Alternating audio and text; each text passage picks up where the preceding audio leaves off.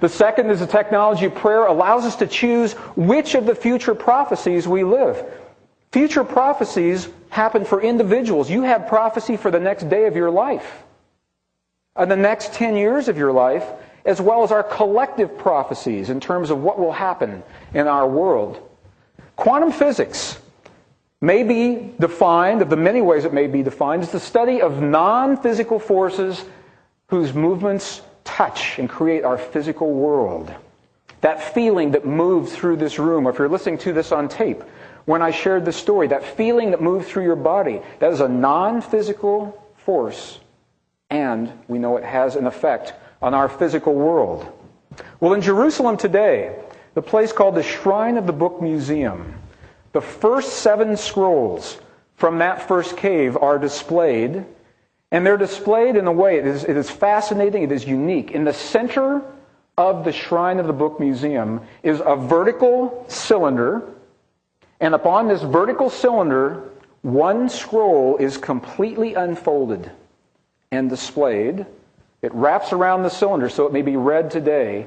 This scroll is believed to be so precious that this entire cylinder will retract into the floor of the museum, into a concrete and steel reinforced vault with steel doors that close over the top in the event of a nuclear attack, so that above all others this scroll may be held for future generations. It is the great Isaiah scroll of the prophet Isaiah, the only scroll that was found completely intact. In all the Dead Sea Scrolls, 66 books are recorded, 66 chapters in the Isaiah scroll. The Isaiah scroll says something to us in a completeness. Now clearly this is not the only place to find this information, but for Westerners, and for the way that we view information, I've chosen this as a template. As we understand what Isaiah was saying, we understand many, many other traditions and many other texts. The completeness of Isaiah allows us to do precisely this, to see as a template to explore the mysteries of prophecy in prayer. And one of the ways that we do that is by understanding the physics of time. The ancients looked at time very differently than we do today. Many of them say that our relationship to time is the secret to the healing in our bodies. It's the secret to transcending, not just surviving, but to transcend the great challenges of our time, how we relate to time. Many ancient traditions have records of time, such as the zodiac calendar in the temple ceiling of Dendera in Egypt. This is the first place that we see all of the zodiac, the signs of the zodiac, for those of you that study astrology. And I'm sharing this as an example of one way that we record time as it passes by us. And that's one way of viewing time. Many ancient traditions, including the Egyptians, also viewed time essentially as a medium, and rather than passing us by, they suggest that we may travel through time. That we can travel through time. We were just in Egypt in November, December of '99. And there's a temple that has been discovered about 90 miles outside of Luxor on the west bank of the Nile. This temple is unlike any other temple we've ever seen in Egypt. It is dedicated solely to the study of time. A temple dedicated to time.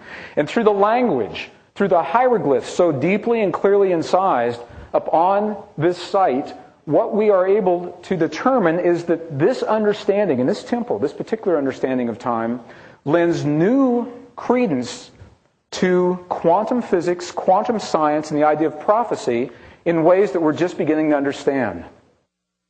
Albert Einstein, a man who I admire and just respect tremendously, I read him when I was a child, even before I understood what I was reading, said to us about time, he said, time is not at all what it seems. It does not flow in only one direction, and the future exists simultaneously with the past in the same moment. Einstein says that to us. Stephen Hawking, in recent times, now takes that one step further. He says that quantum mechanics does not predict a single definite result for an observation. We don't know precisely what's going to happen in the future. Rather, it predicts a number of different futures, possible outcomes, and tells us how likely each of these is. When I was in school, I was taught that time moves in two directions, forward and reverse, our future and our past. Our science today now allows for time to move in three directions, past, future, and something that we call vertical time. Vertical time. What vertical time suggests is that in any moment of time, many, many, many experiences are all playing out at the same moment. The key is they're already created. How many of you have heard it said that we create our reality? I've heard that. Quantum science now suggests that that is close. It may be more accurate, however, to say rather than creating our reality, if they are already created, that we choose which of the many possibilities already created we bring to bear in our lives. It says that on a personal level, for every moment of personal challenge, if we're diagnosed with a potentially life-threatening condition, that there are other possibilities where that simply doesn't exist. You're going to see one of those on video tonight before we leave here. It says on a global level, if we're facing the possibility of a global war, a global holocaust, there are other possibilities where that never happened.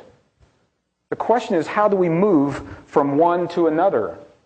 These ideas are called parallel possibilities, and they were first proposed, that I'm aware of, in modern times in 1957 at Princeton University by a gentleman named Dr. Hugh Everett III. And in his theory, Hugh Everett says not only are there many possibilities, every once in a while we reach a place where we can jump, where we can leap from one possibility to another. He called those choice points. Choice points. What he says is this, that we can start our day or our millennium in one range of possibilities, and through choices that we make, through a technology that lives within us, individually, collectively, we can come together and create a zone wherein we may leap to other possibilities. Just because it looks like we're going to have a global war, we don't have to have one. Just because it looks like we have a life-threatening condition doesn't mean that we have to carry that condition to its fullest extent. 2,500-year-old scrolls say precisely the same thing in a language that we're just beginning to understand. The prophet Isaiah was considered to be the first of the major Old Testament prophets. Now I'm going to share with you just a little bit of what Isaiah says about our future, and I'm going to do it in a way that provides an example for many prophecies. You've all heard of Edgar Cayce, Nostradamus, many of the ancient indigenous prophecies, Hopi and things like that. I'm going to share something from Isaiah through what he calls his apocalypse. When you hear the word apocalypse, it sounds frightening, doesn't it? Do you know that that word only means, the Greek for apocalypse is apocalypsis, and all it means is to disclose or reveal. And that's it. So what Isaiah is saying to us, I'm going to disclose or reveal to you what I have remote viewed or seen in your future. He said he sees a time where the earth is utterly laid waste, utterly stripped, where the earth is polluted because of its inhabitants who have transgressed laws, violated statutes, and broken the ancient covenant. He sees a time where the cities, nothing remains but ruin, foundations of the earth shake, where the moon will blush and the sun will grow pale. You've heard these things before. Now here's the part that makes scholars crazy. Because in the same moment of time, Isaiah sees something else. He sees a time where streams burst forth in the desert, where the burning sands become pools of water in the thirsty ground. Sorrow and mourning leaves the people of the earth. He sees a time where the parched land gives water and flowers, and where the eyes of the blind will be opened and the ears of the deaf will be cleared. Very, very different from the frightening vision. Scholars say, which is it? Is it the catastrophic destruction, or is it this time of peace, healing, and joy? We're asking the question, could the prophecies now be showing us a range of possibilities rather than a sequence of events? The traditional interpretation is that we have to go through the bad times to get through the good times. Personally, as well as collectively. That we have to go through what Native Americans